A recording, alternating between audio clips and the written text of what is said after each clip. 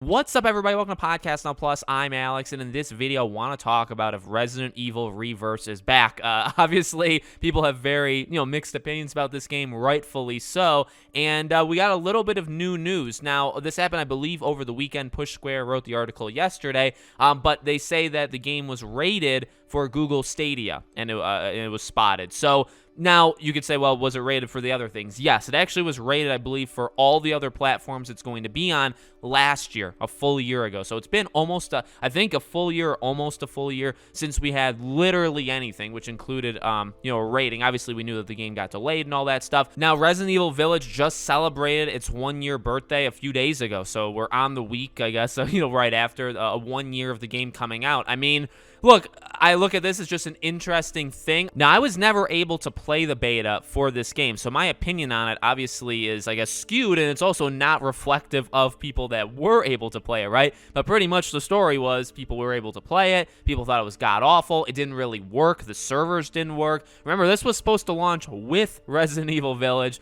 and then it was delayed and delayed and delayed. And I think it was pushed to July, and then it was delayed till 2022 and just left open. The longer it goes, the more I think a game like this doesn't really need to exist in the first place. But if they're head deep in it or knee deep, whatever, I guess whichever part of the body they're deep in it, you can't really stop it. You know what I mean? So I'm looking forward to it. If nothing else, then give me something to play. Maybe it's good, maybe it's god awful, but either way, it could very well be entertaining, and hopefully we get something soon. So the rating again doesn't necessarily mean anything. We'll know because it's been rated for a long time with the other platforms. Now it's just Google Stadia has been updated. But, I imagine around, we're getting up to it, right? E3 time, does Capcom kind of come out and say, hey, here's an update on that DLC that we started working on. Here's Resident Evil 4's remake. Here's Resident Evil Reverse. I mean, you could basically do a Resident Evil showcase at this point, to be honest, in terms of the new stuff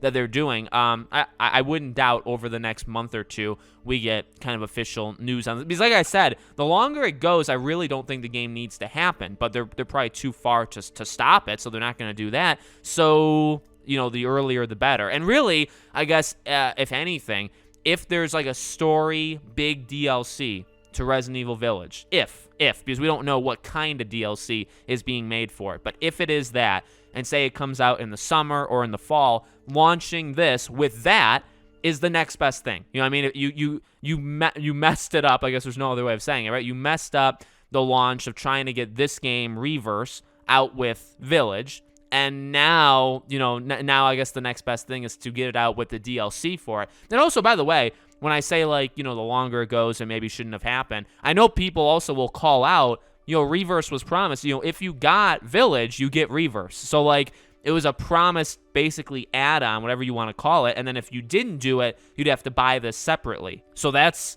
something to keep in mind. Maybe there's, a contractual or legal thing where it's well, hey, we promised that this thing comes, and so we have to give it eventually. So maybe that works into it. I'm not 100% sure on that, but that could be something that they have to be wary of. So let me know what you guys think in the comments. Make sure you guys are subscribed to the channel, bell icon turned on, so you know when all these videos go up. And I hope to see you all on tomorrow's video.